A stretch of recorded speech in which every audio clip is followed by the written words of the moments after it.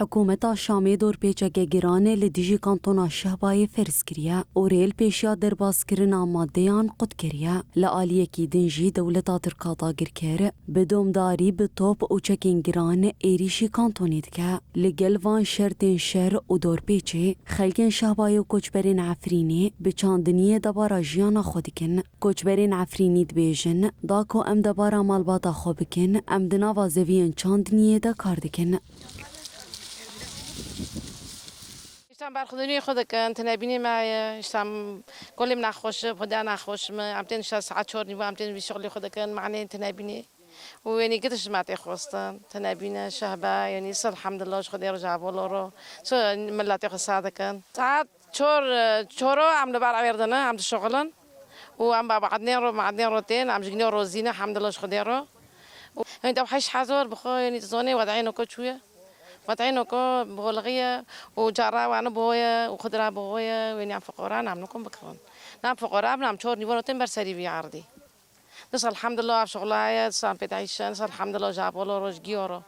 عم تن بيدعيشن صار الحمد لله خديره بود دباری خواهم تمریور من دباری ما بیام تل ورچه دکن چور نیو دو همش خورد بن وانا خوش مرقد دیای کلی من نوجیو دا کلی خساده کم کلی متعب نو بینی اوبرا سر تعبی گندیه کلی خساده کم معتم ادعیشینم لآلیه کی دن کوچ برانگوتن کو دور پیچ حکومت شامی باریوان گراندیکه امروزین اموتن بدار شهباء بخدم نوک کوری چوله دوام دکن کوری زحمت ظروف چاتن بیه عم حصار کی دوما کنه بیش از ساله انا حصار پر زحمت ام دکشینن ساعت بس حاضر يوم تين اشتا ساعت 4 صبح ام سر عرضنا حتى دوية كو داود ديو